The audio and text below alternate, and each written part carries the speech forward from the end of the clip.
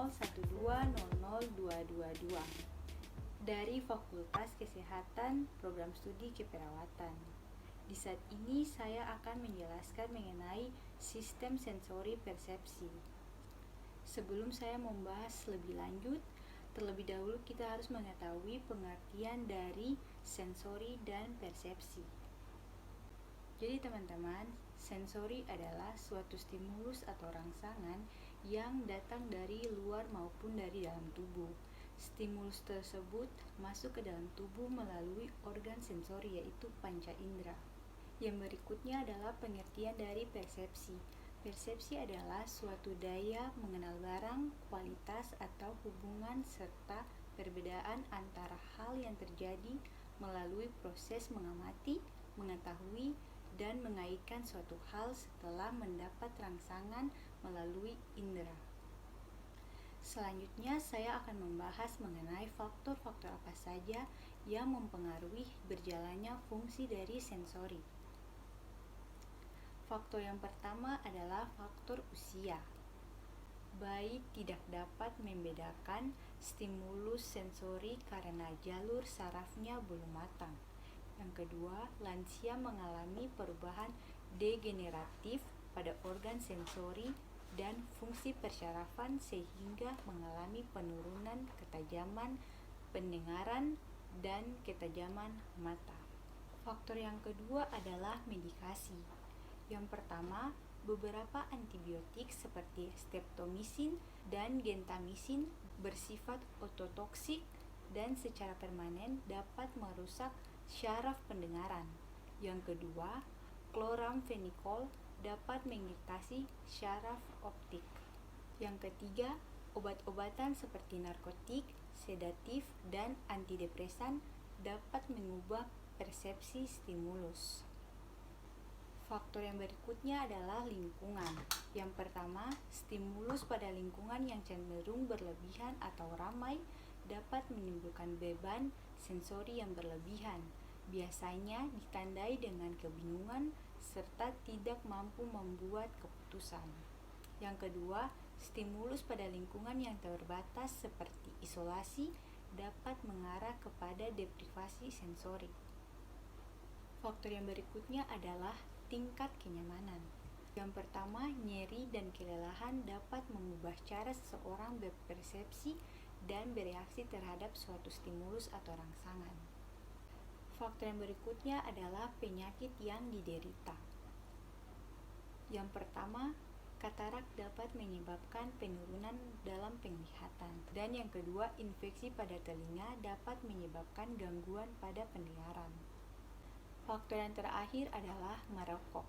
Penggunaan tembakau yang kronik dapat menyebabkan atrofi ujung-ujung saraf pengecap sehingga mengurangi persepsi rasa. Selanjutnya saya akan membahas mengenai faktor-faktor apa saja yang mempengaruhi jalannya persepsi. Faktor yang pertama adalah gangguan otak, seperti kerusakan otak, keracunan, dan halusinogenik. Faktor yang berikutnya adalah gangguan jiwa.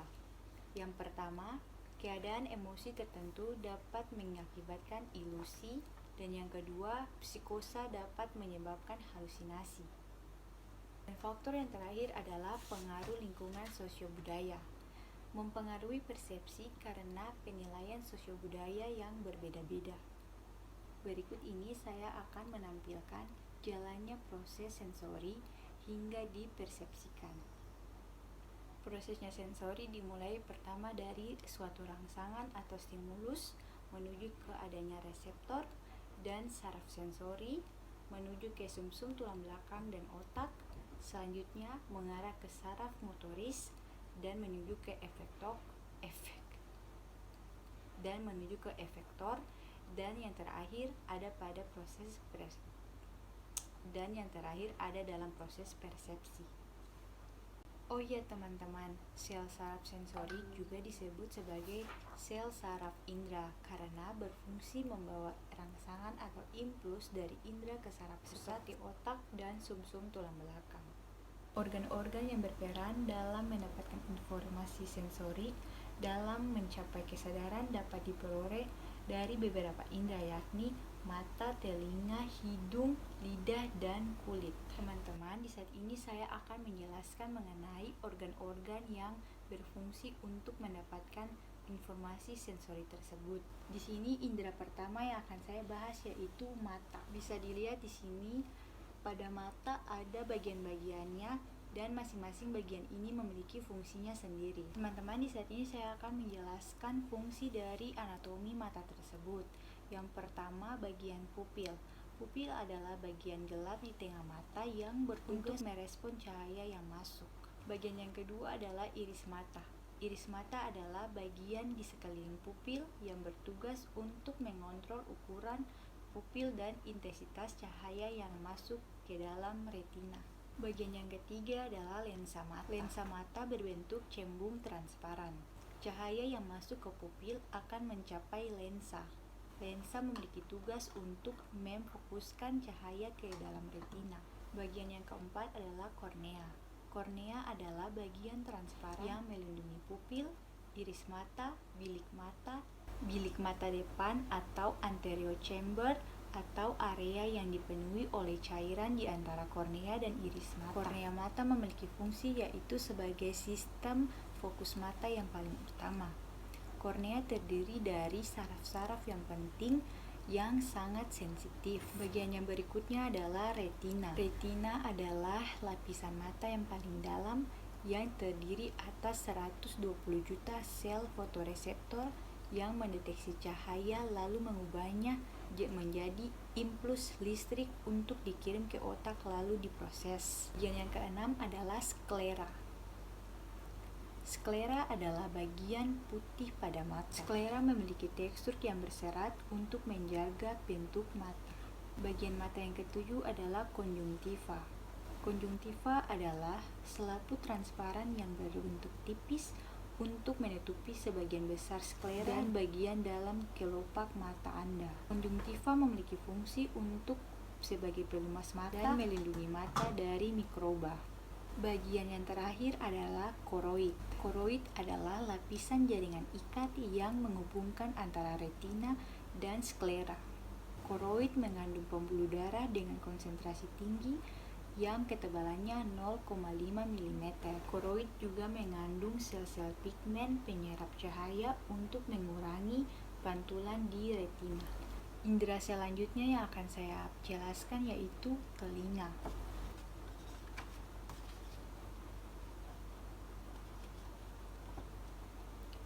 Nah, teman-teman, ini adalah gambar dari anatomi telinga.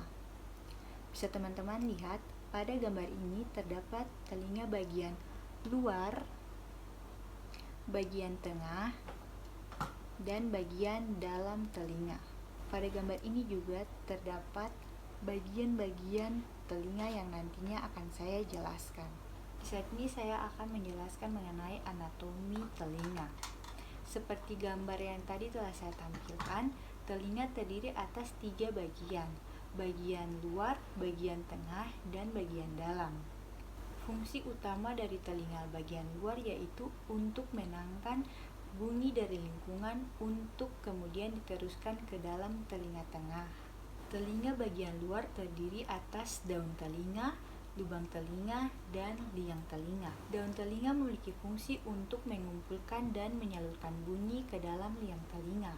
Sementara lubang telinga memiliki fungsi untuk tempat masuknya bunyi ke dalam liang telinga. Dan yang terakhir adalah liang telinga yang memiliki fungsi untuk meneruskan rangsangan bunyi ke dalam gendang telinga.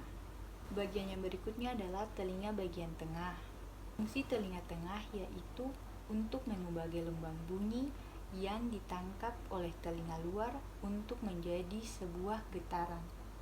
Getaran tersebut kemudian dilanjutkan pada telinga bagian dalam. Telinga bagian tengah terdiri atas gendang telinga, 3 tulang pendengaran yaitu martil, landasan, dan sangrudi, dan saluran eustachius. Yang kedua adalah 3 tulang pendengaran yaitu martil, landasan, dan sangrudi. Dan yang terakhir adalah saluran eustachius. Fungsi dari 3 tulang pendengaran adalah untuk memperkuat dan menghantar getaran ke saluran telinga yang lebih dalam lagi. Dan fungsi dari saluran Eustachius adalah untuk menghubungkan rongga mulut dengan telinga dalam dan mengatur keseimbangan tekanan udara. Selanjutnya saya akan menjelaskan mengenai telinga bagian dalam. Teman-teman, telinga bagian dalam adalah pusat kendali dari indera pendengaran kita. Fungsi telinga dalam adalah untuk mengubah getaran dari telinga dalam menjadi impuls listrik dan meneruskannya melalui saraf menuju otak. Telinga dalam terdiri atas beberapa struktur. Yang pertama, 3 saluran setengah lingkaran yang berfungsi untuk menjaga keseimbangan tubuh. Yang kedua adalah tingkap oval atau jorong yang berfungsi untuk meneruskan getaran ke rumah siput. Dan yang ketiga adalah rumah siput atau koklea yang berfungsi untuk mengubah getaran menjadi impuls dan meneruskannya ke otak. Bagian-bagian tersebut memiliki peran dan fungsinya masing-masing sehingga dapat menghasilkan informasi ke otak dan akhirnya kita dapat mampu mendengar dengan baik. Indera selanjutnya yang akan saya bahas yaitu hidung. Jadi teman-teman, ini merupakan gambar dari anatomi hidung kita. Bisa dilihat pada gambar ini terdapat bagian-bagian hidung yang nantinya akan saya jelaskan dengan fungsinya. Bagian hidung pertama yang akan saya jelaskan yaitu lubang hidung. Lubang hidung adalah suatu bagian yang bisa dengan jelas terlihat oleh mata kita karena letaknya yang berada di daerah luar hidung dan berfungsi untuk melindungi hidung dari berbagai macam ancaman yang berasal dari luar. Bagian yang kedua adalah bulu hidung. Bulu hidung adalah rambut-rambut halus yang berada di dalam hidung yang berfungsi sebagai penyaring udara yang masuk ke dalam hidung. Bulu hidung adalah bagian yang sangat penting untuk menahan kotoran yang terbawa oleh udara yang masuk ke dalam hidung. Bagian selanjutnya yang akan saya bahas yaitu nasal cavity atau rongga hidung. Rongga hidung adalah organ yang paling penting yang ada pada indera penciuman. Di dalam rongga hidung terdapat selaput, lendir, dan silia. Fungsi utama dari rongga hidung adalah untuk meneruskan udara yang masuk menuju bagian tenggorokan. Selain itu, rongga hidung juga bisa menjaga kelembaban suhu dan tekanan udara. Bagian yang selanjutnya adalah saraf oktavori. Saraf oktavori merupakan salah satu dari 12 saraf kranial yang berkaitan secara langsung dengan otak. Olfaktori adalah sebuah saraf kranial satu yang berperan sebagai reseptor utama yang di dalam indera penciuman. Oktavori memiliki fungsi yaitu menerima rangsangan yang berupa bauan yang terbawa bersama udara yang dihirup, lalu akan dikirimkan ke dalam bentuk impuls. Selanjutnya adalah sinus hidung. Di dalam rongga hidung terdapat 4 rongga sinus yang letaknya saling terpisah satu sama lain, dan keempat sinus tersebut yaitu maxillaris, frontalis, ethmoidalis, dan sinus sphenoidalis. Rongga sinus memiliki beberapa fungsi, yaitu dapat berfungsi untuk mengatur kelembaban hidung dan juga udara saat seseorang bernafas. Yang kedua, untuk menjaga pertukaran udara yang terjadi di daerah hidung. Dan yang ketiga, untuk melindungi organ vital. Bagian yang ketujuh adalah tulang rawan dan tulang nasal. Indera penciuman yang kita miliki dilindungi oleh 2 tulang yang letaknya saling terpisah satu sama lain. Dan kedua tulang itu adalah tulang rawan serta tulang nasal. Tulang rawan berada di bagian paling ujung hidung dan teksturnya sangat lunak serta bisa digerak-gerakan. Namun tulang nasal berada di antara tulang rawan dan juga tulang dahi. Bagian hidung yang terakhir adalah nasofaring. Nasofaring berasal dari 2 kata, yaitu naso yang berarti hidung dan juga faring yang berarti tenggorokan. Maka dapat disimpulkan nasofaring merupakan